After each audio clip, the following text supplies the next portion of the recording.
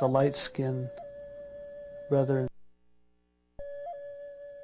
The way our creation legend is told is that there were two sets of brothers and sisters. There were one light-skinned and one dark-skinned, two sets. They would not get along. They would always fight.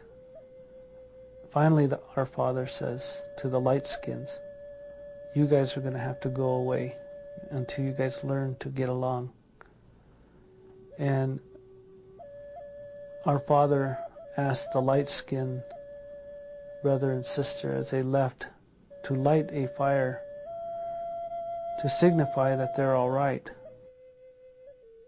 With respect to resolving this historical conflict on the Truckee River, this may be an opportunity for our light-skinned brothers and sisters to signify that we are ready to get along.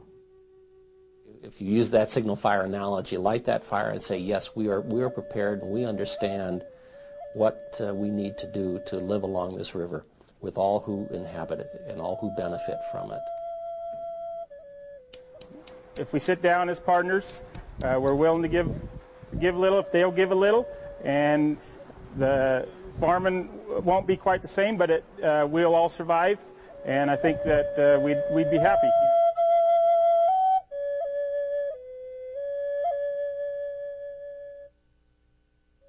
Whiskey's for drinking, water's for fighting over. I didn't say it. Mark Twain did. And it's been true enough for centuries. But now there are people in the West making some progress in the struggle. This water, this lake is healing. And as the process continues, if all the people hold to the ideal of not winners or losers, but partners, then maybe as we heal the water will heal us too. Maybe.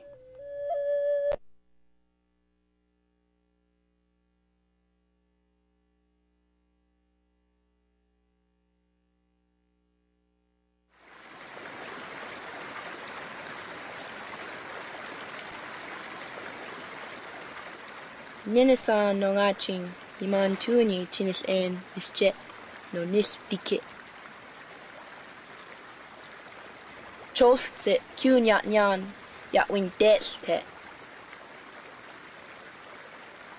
Kikana yamanching, nayat nin des. Hai kyunyat nyan, ninisan twin diet with tinte. Iman tuani, kyunyat nyan, hos ya astay. Kat na hat no nat ningan, dek ayat dingming. Diho kimau, holtwet, yak dilyet. Iman tuani at dene, no kya ching, na testiate, haiman dota do holen nach dao. Hayanonte.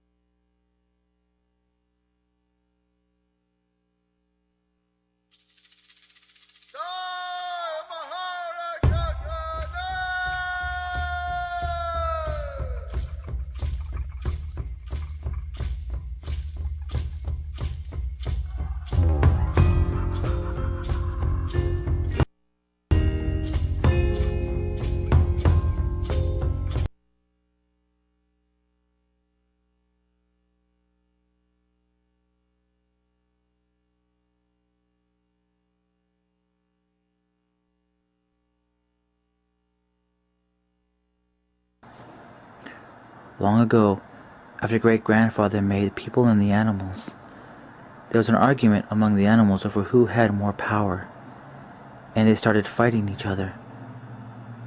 Man, seeing what the animals were doing, called out to great-grandfather, "Great-grandfather, please help. All the animals you created are fighting each other. Please do something to make them stop." Great-grandfather thought for a while. Then he told Man, "I want you to make some bows. Make as many bows as there are animals, and make them all different sizes." When Man was done, Great-grandfather gathered all the animals together in a wide open field and told them, "I have instructed Man to make some bows to give to you. In the morning you will all line up before Man, and he will hand out the bows. The biggest bow will go to the animal who should have the most power, and the smallest bow will go to the animal who should have the least power. I want you all to get some sleep. When the sun rises, line up." Now Coyote, like all the other animals, wanted to be the first one in line, so he decided to stay up all night, and so he will be awake when the sun rises. So, as all the animals slept, he only pretended to sleep. But after a while, he really started to get sleepy. Coyote decided to run to stay awake, so he ran around the world 4 times, and it worked. For a while, he started to get sleepy again.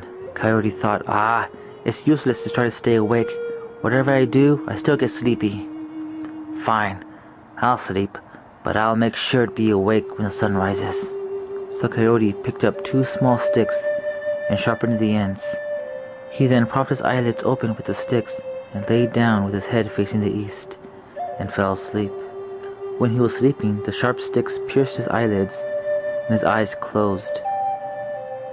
When the sun rose, all the animals woke up. All, that is, except for a Coyote. The animals got in line before Man and received their bows. Bear got the biggest bow. Mountain Lion came after. When there were no more animals in line, Man saw that he still had 1 bow left, the smallest one. "Okay, who have I missed? Who did not receive a bow?" All the animals turned and pointed to Coyote, who was still asleep. Man walked over to Coyote, pulled the sticks out of his eyelids.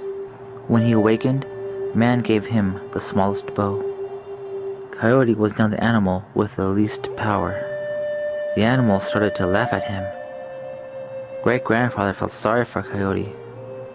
"Even though you have the least power, I will give you something that no other animal will have. You will have more cunning than all the other animals." And that is how Coyote got his cunning.